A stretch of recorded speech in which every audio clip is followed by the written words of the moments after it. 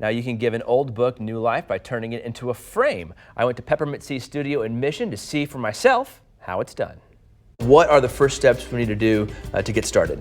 Well, you can decide if you like the title of it to Okay. do something special, but or The World Book Tees. So this is for like telephones and TV, which you're watching us on right now. You could cut out all sorts of T words. Yeah.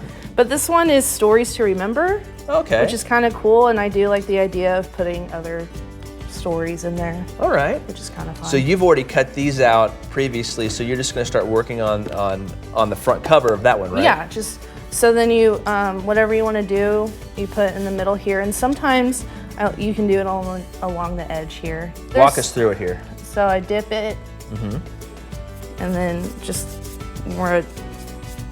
wherever. Okay. And then slap it on.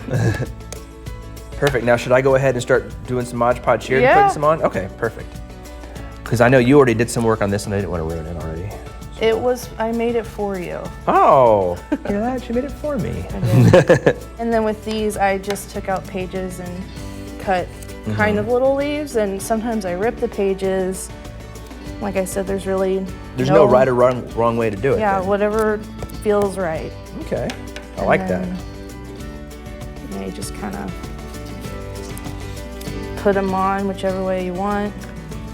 Okay. Until it's... Have you had a favorite one of these that you've done before, like with a specific book? My favorite is probably To Kill a Mockingbird. Oh yeah. Because it has, I use, like I said, from the book, so it has a tree with Scout leaning against it. Oh, cool. The quote, and I like that one a lot. Very neat. So once that's covered to your liking. Okay. Is it covered to your liking? I believe we're getting pretty close to my liking of coverage here. Okay. And then also, for this one, I actually used fabric scraps. So like with the leaf theme. Yeah. So then there's a couple more fabric leaves and then fabric flowers. And is that the same process? You just put the Mod Podge down and stick it to it, or do you use a different adhesive for that? Yeah, you're gonna want to put a little bit more for the fabric for it to go on there. All right, I'm gonna put that like that. And then what I do is I put it on both, where I'm putting it on the book, and then cover the back. Cover the back. Yeah. Okay. Should I use the flat side or this side to adhere to the paper, you think? Probably the flat side, but I like the way the flat side looks. Yeah, so this would be the back. The back, okay, I just wanted to make sure we were on the same page there. Yes. You get that? Because it's a book and we're on the same page. Getting a little heavy with the glue there, Yeah. Bill. Okay, Oh sorry my about that. gosh. That was a great joke there. Somebody got it. We'll finish up the book frame in the next half hour. Now, before anybody gets upset about what we're doing to the books, Kendra's mom is a librarian and gives Kendra's those books that she uses, so it's a great way to upcycle those books that would just be, thrown away. I love that, and I also love the fact you're going to be using an X-Acto knife coming up. So we'll see, I guess, how he does with The that. tease, I still have all 10 fingers. An old book can become new treasure with the help of some Mod Podge, an X-Acto knife, and some instruction from a pro too. I needed a little bit of that. Here's how our book frames turned out. Sometimes I just use an actual 4x6 photo, but I also brought piece of paper that's about 4x6. Okay, for a template. Okay, so just an X-Acto knife is all we need. Yes. And while we're holding it, we want to be very careful here because we don't need blood on our picture frames either. No. Yeah, so you hold it, and then since it's thicker, you can just kind of go to the edge right there. Oh, okay. And then just press down.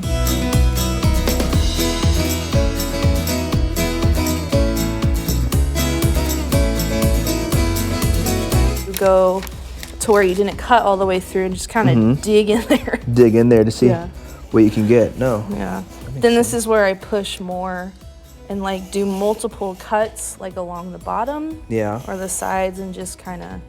I'm at the table tennis section of the encyclopedia here. If you'd like to learn about table tennis technique. Well, this is where I got to in my book. Oh, that's a good place to stop.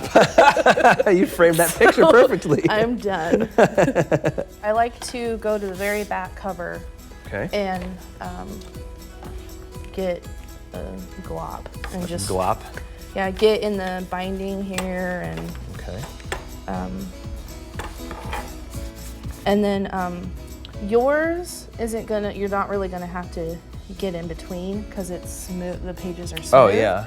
But on this one, they're older, so they're Oh, kind of it's different lengths and everything. Yeah. Yeah. Okay. So for yours, you can just like get the edge there Okay. and just swipe across.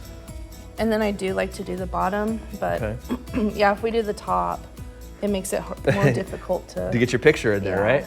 Okay. Ta-da. Now we just gotta let that dry.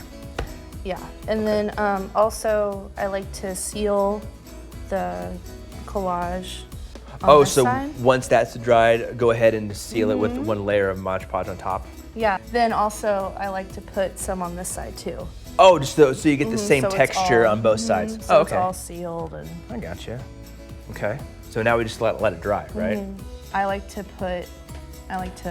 get in there and Oh, really work on the inside of it as well? Oh, okay. And so then when it dries, you might have to take your X-Acto knife and kind of make sure to kind of pull it up a little bit so it has room for your photo.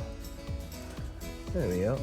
So I picked a picture of my wife and two of her friends. They had to get together over the summer, and I just thought it was a neat picture.